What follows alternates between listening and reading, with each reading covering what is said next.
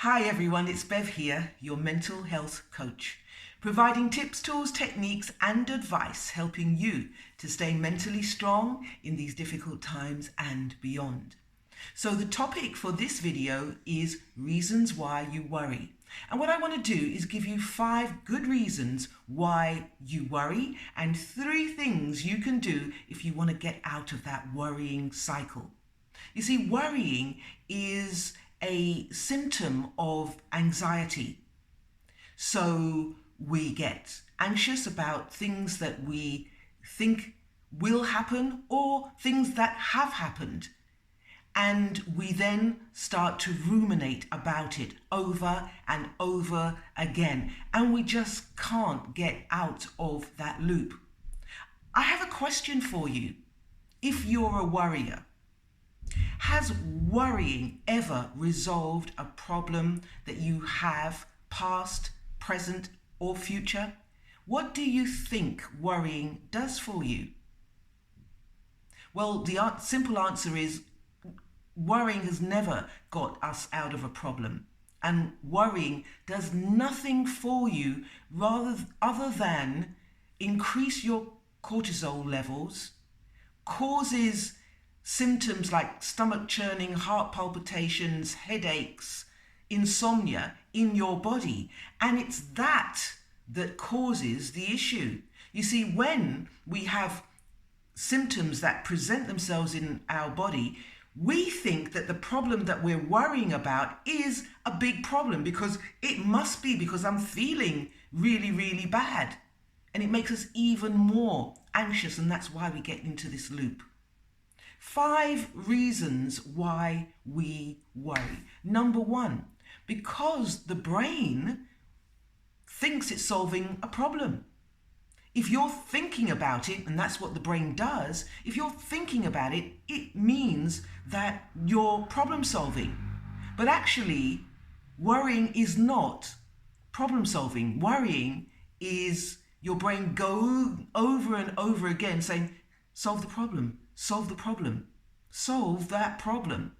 Number 2, you might think that by worrying about something, you're controlling your environment. You're controlling the future. Well, the future is called the future for a reason.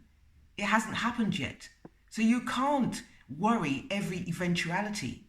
And the past is called the past because it's already happened. And can you change the past? I don't think so. No one has and no one will. Number 3, why we worry is because for some reason we think it's soothing to go to the worst case scenario, try and predict what will happen. It makes us in a sinister kind of way say to ourselves, well, I knew that was going to happen, and it soothes us. It doesn't.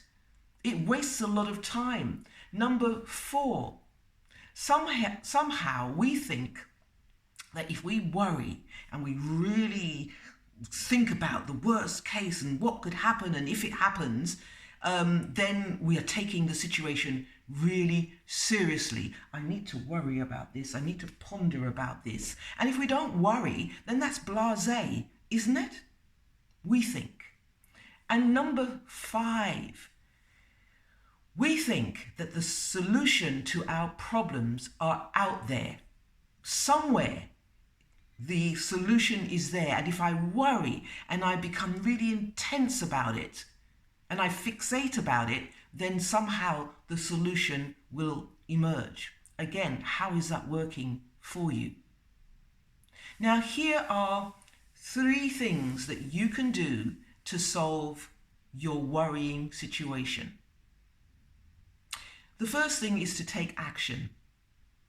If you do something, then what have you got to worry about?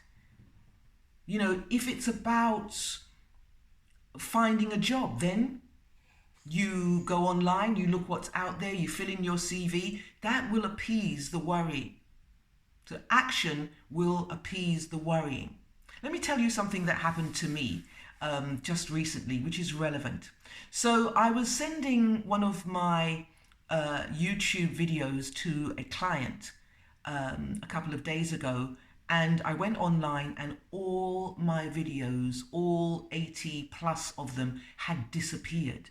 YouTube was telling me that I had not posted not one video, and that was a panic for me. I kept on pressing the same button, expecting a miracle to happen, and they were gone. They were absolutely gone. And I went into a worry mode to be all worrying.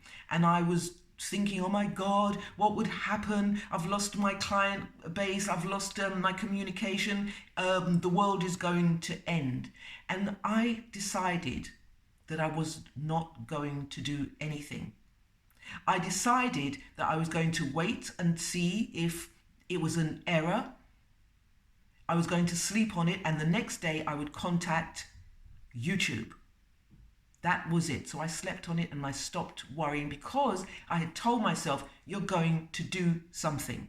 And the next day, guess what? All my videos appeared again.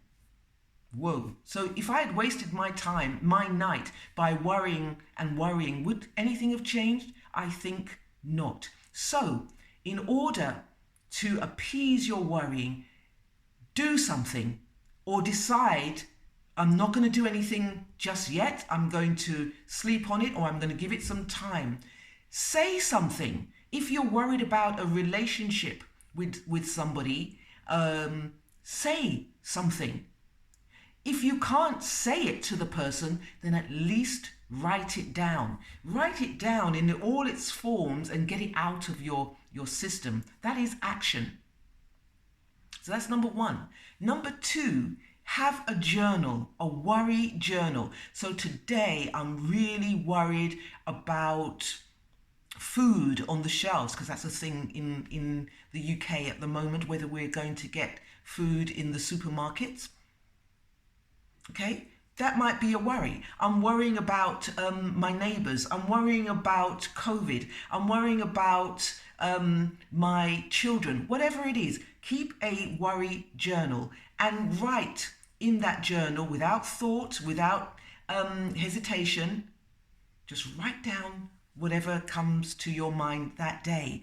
Reason being that I bet your bottom dollar that if you look at what you wrote 1 month from here, 3 months from here, 1 year from here, you will see that you had nothing to worry about. Absolutely nothing, because you solved it. You solved the problem. And the third one is to learn to take deep breaths.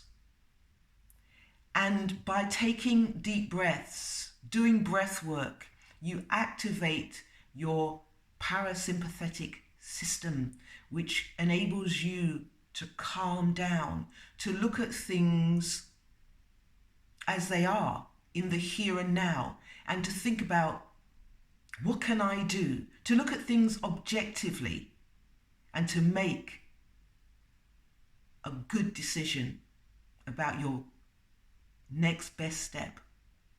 In the words of Bob Marley, don't worry about a thing, because every little thing will be all right. You'll see.